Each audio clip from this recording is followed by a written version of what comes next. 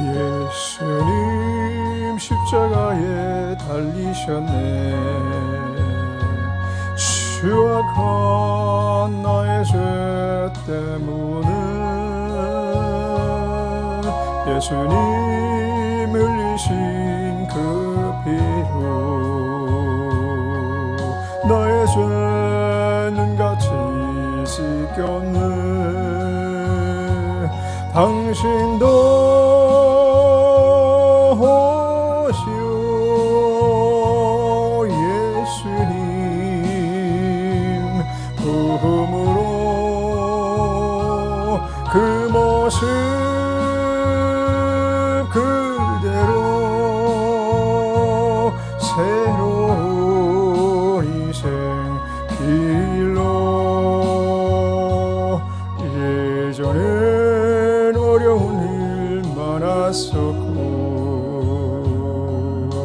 괴로움도 컸었습니다. 지금의 나의 삶 속에는 기쁨이 넘치네 넘치네. 당신도 오시오 예수님 품으로 그 모습 그대로 새로운 인생 길로. 당신은 무엇을 믿고 가나 무엇을 바라며 가는가. 고달픈 인생의 험한 길은 예수님 내 짐을 지셨네.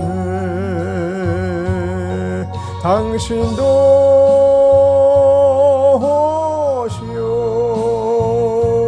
예수님 품으로 그 모습 그대로 새로운 인생 길로. 괴로운 인생 길 다 버리고 고통도 괴로움도 버리고 그 모습 그대로 오시오 예수님 그 대신 지셨다오. 당신도 오시오 예수님 품으로 그 모습 그대로 새로운 인생 길로. 당신도 이제는 다 알게 되리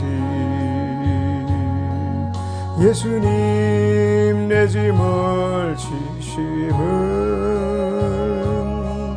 기쁨이 넘쳐서 찬양하네. 생명을 주신 주님께 당신도 오시오 예수님 품으로 그 모습 그대로 새로운 인생 길로.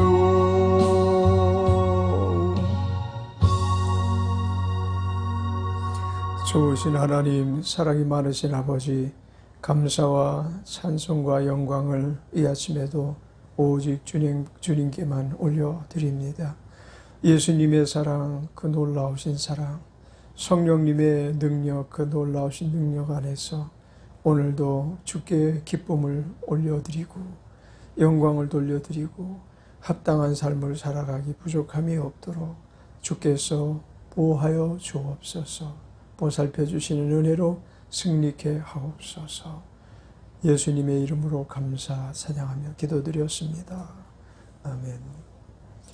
데살로니가전서 4장 보시겠습니다. 3장인가요?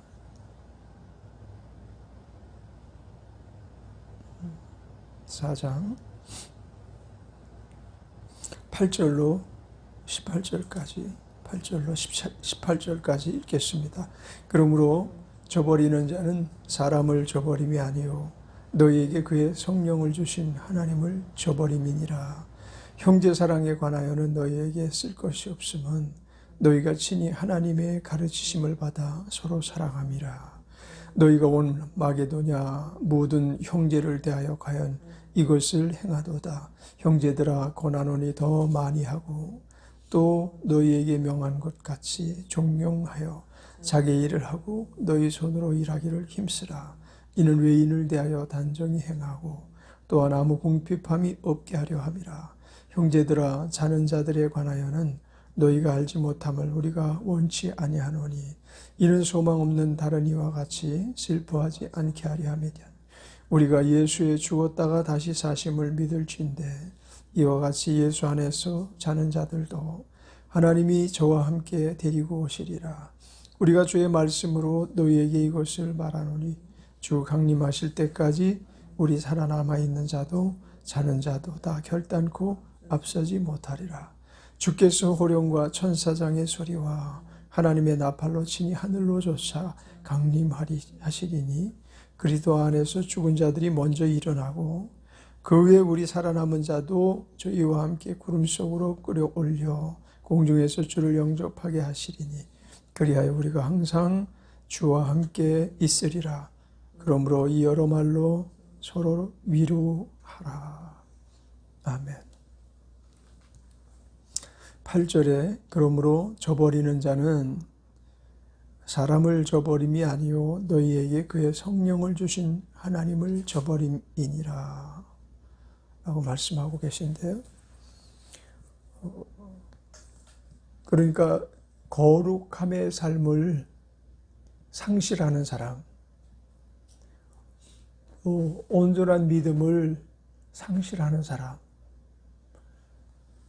그리고 그리스도 예수와 관계없이 살아가는 사람, 이런 분들에게는 하나님이 주신 선물 중에 선물, 하나님께서 가장 내놓으실 수 없는 것을 내놓으신 그 큰 사랑과 그 큰 은혜와 그 많은 역사 안에서 다시 볼 수 없는 지극한 사랑, 그 사랑을 저버리는 것이다 라는 거죠.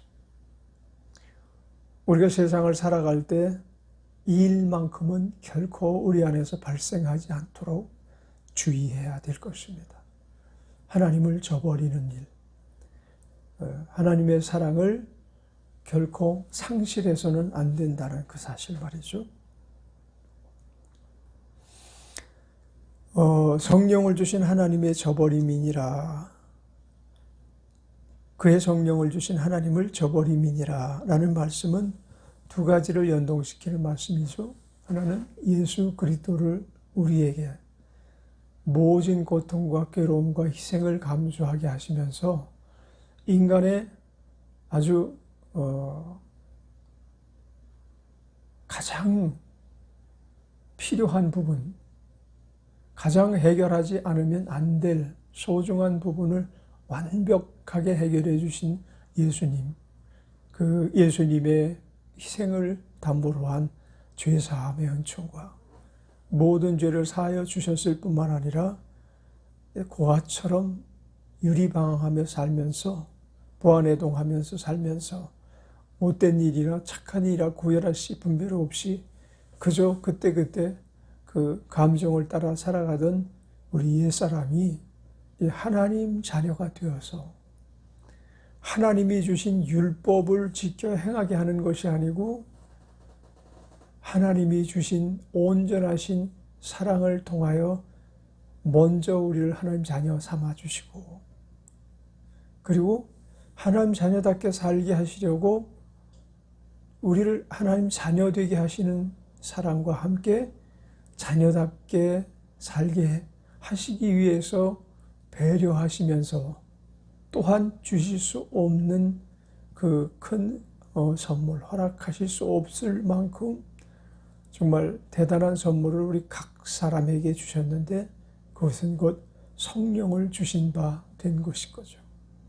성령이 우리에게 어떻게 하나님께서 허락하실 수 있는 그러한 부분을 담고 계신 분이냐고. 도무지 허락하실 수 없는 분이에요. 우리 각 사람에게 성령을 주신 그 일은 또 그럼에도 불구하고 하나님께서는 절대적인 필요예요. 절대적으로 하나님께서 필요하셨어요. 왜냐하면 우리 한 사람 한 사람의 살아남이 예수님의 죽으심을 통해서 살아난 거거든요. 예수님의 값진 희생을 통해서 우리가 새롭게 살아난 자들이 되었기 때문에, 그래서 하나님께서는 그 예수님을 희생하신 그 일을 상실치 않으시려고 헛되이 그냥 순간적 사건이 되지 않게 하시려고 역사의 주인이 되시는, 역사의 주인공이 되시는 예수님을 우리에게 선물로 주셨을 뿐 아니라 성령님 또한 그 일을 완벽하게 수행하여 우리가 저 천국에 이를 때까지 하나님의 그 큰 사랑 안에서, 온전함 안에서 승리를 허락하시기 위해서 큰 능력을 하나도 하늘에 남겨둠이 없이 다 가지고 오신 줄 믿습니다. 그래서 우리 개개인에게 주신 바 되었다라는 것입니다.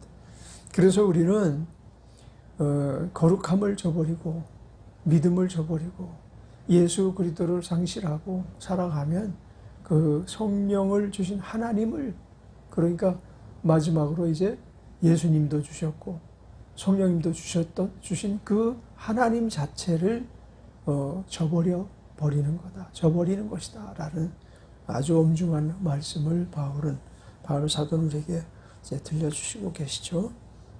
9절에 형제 사랑에 관하여는 너희에게 쓸 것이 없으면 너희가 친히 하나님의 가르치심을 받아 서로 사랑함이라.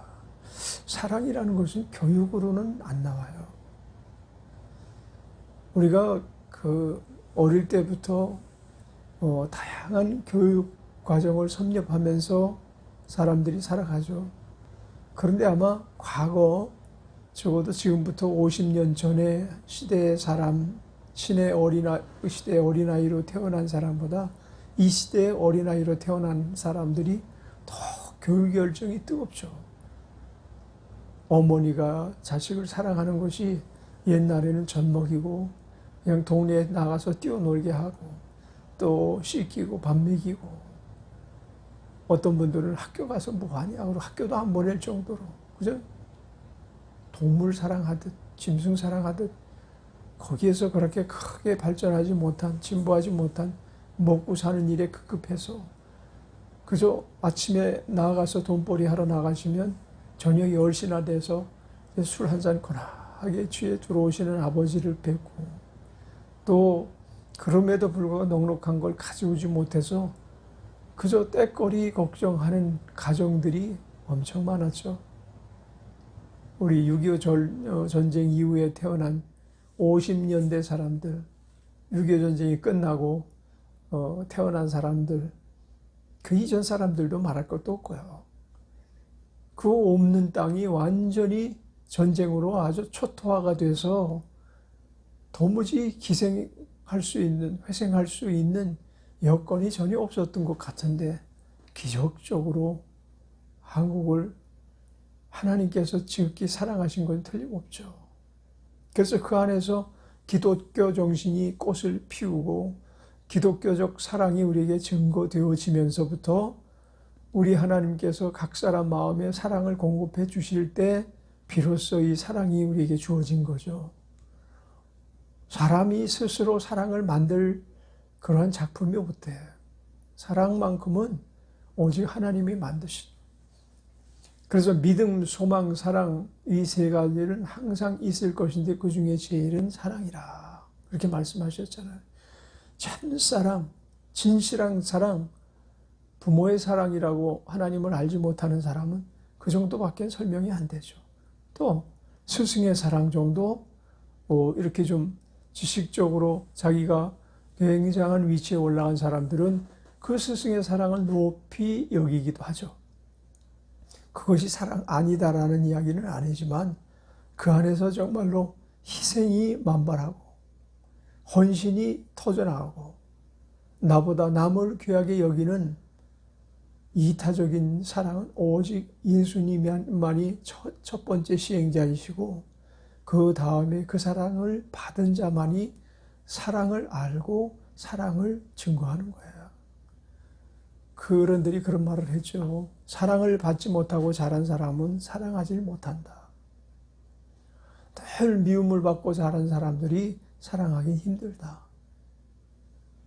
그래서 아주 악독한 정말 인정머리 없는 시어머니를 만난 며느리들이 자기 며느리에게 푸근한 사랑을 베풀지 못한다는 그런 이야기들도 흔히들 하시잖아요. 우리는 예수님의 사랑을 받고 비로소 사랑이 크기가 얼마나 크고 깊이가 얼마나 깊고 넓이가 얼마나 넓은지 알게 됐고 그 예수님의 사랑을 통해서 하나님의 사랑이 얼마나 말로 다 표현할 수 없는 내용을 담고 있는 사랑인지 알게 된 것입니다.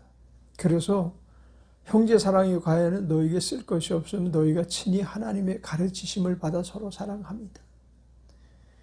하나님께서 이 모든 교육 현장에 가르침의 현장에 당신이 직접 뛰어내려 오셔서 그래서 스스로 사랑이 무엇인가 몸소 보여주셨어요.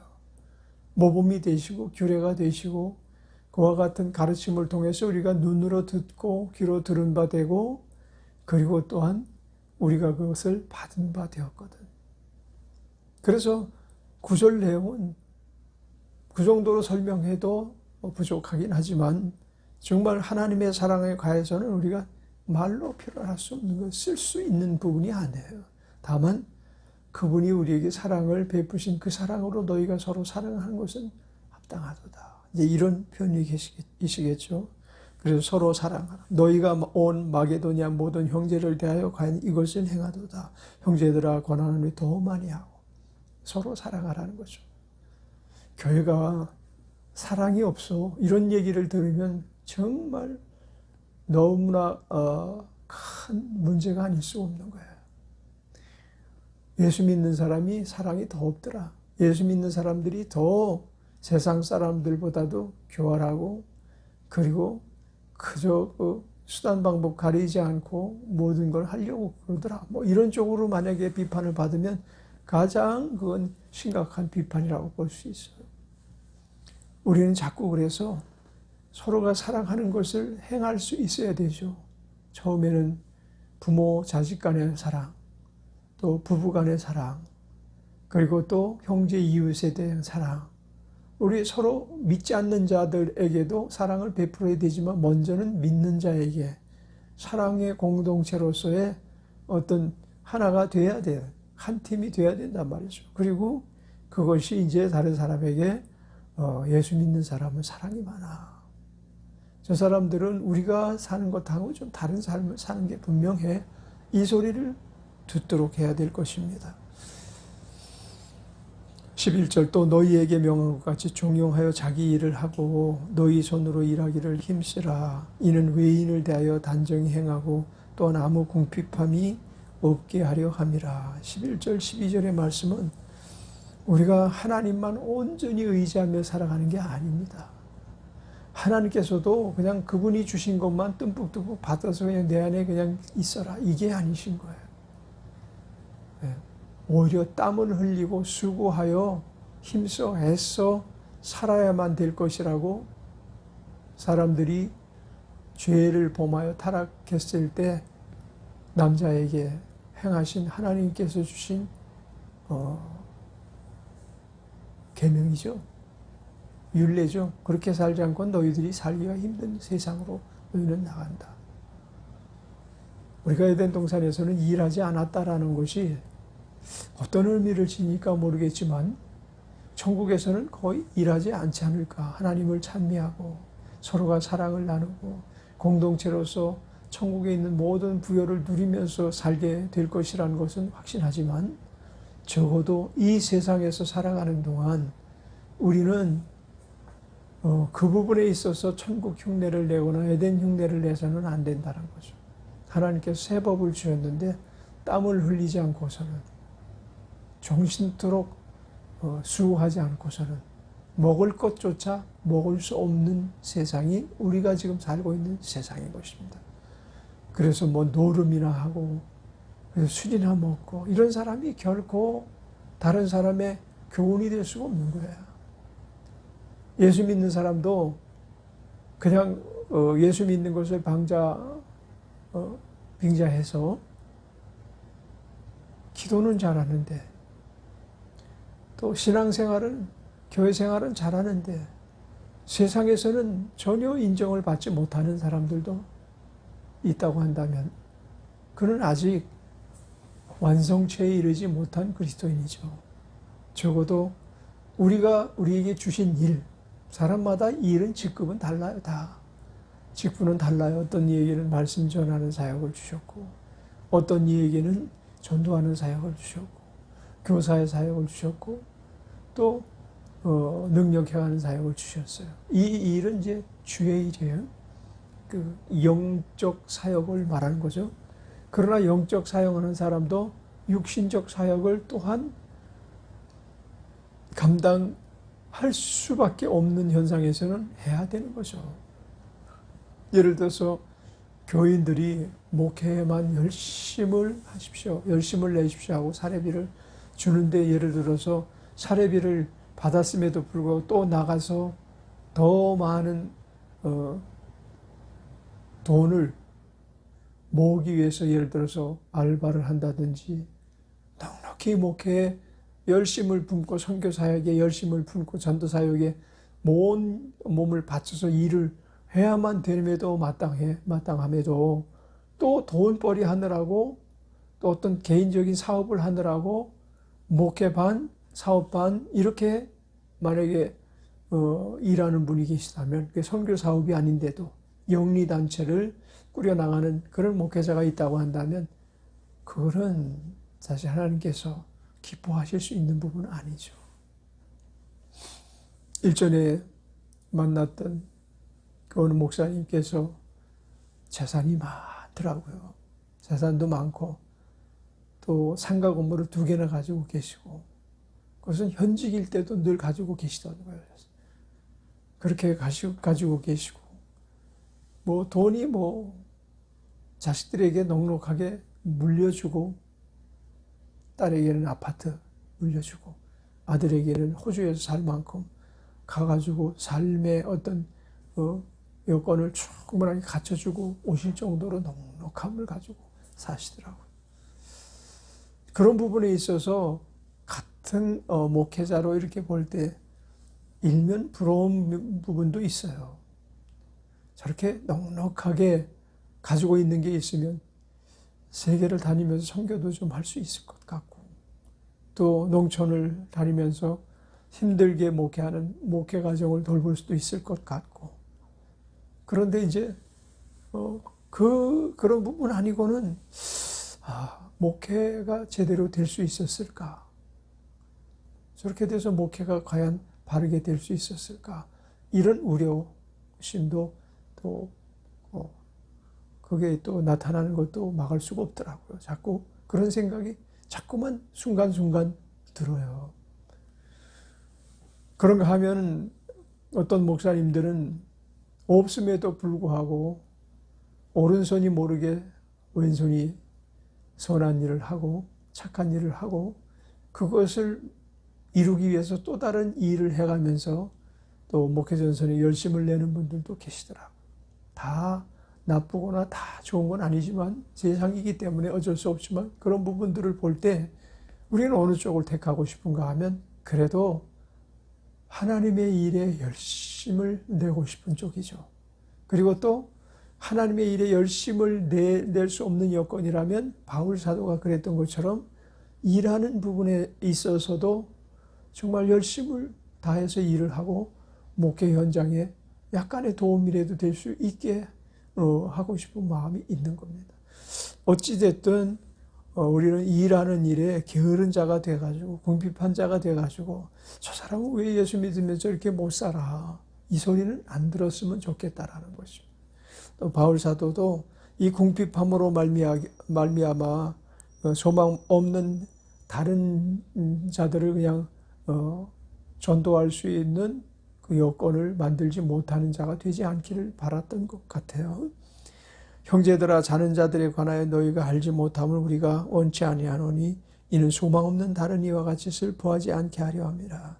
그렇습니다. 우리의 소망, 우리가 늘 소망을 갖고 주님 앞에 막 기도도 하고 또 뜻을 이루어달라고 간구도 하지만 최고의 소망은 주의 강림을 기다리는 것이죠. 주의 오실 날을 기다리는 것이죠. 서쪽 하늘에 노을이 지고 구름이 두둥실 떠가는 것을 보면서 주님이 구름 타고 오시리라 하셨는데 주님이 오시지 않을까 하고 바라보다가 찬송가를 작사한 분도 우리 목사님도 계시죠. 그와 같이 우리 모두가 다 주님을 고대하는 그 믿음이 없으면 사실은 세상의 것에 어떤 부합되는 믿음으로 우리가 전락시킬 수가 있는 거예요. 우리의 소망은 주의 강림이고 주의 강림하심과 함께 자는 자들과 함께 또 다 같이 일어나서 정말 천년왕국에 참여하고 우리 주님의 신랑 되신 예수님과의 혼인잔치에 참여하는 자가 다 되는 소망, 이 소망을 잊어서는 안 될 것입니다. 죽었다가 다시 사심을 믿을진데 이와 같이 우리 주님이 오실 것을 우리는 고대를 해야 될 것입니다. 시간이 많이 갔으므로 내일 연결해서 나머지 15절부터 그리고 18절까지 은혜를 나누도록 하겠습니다.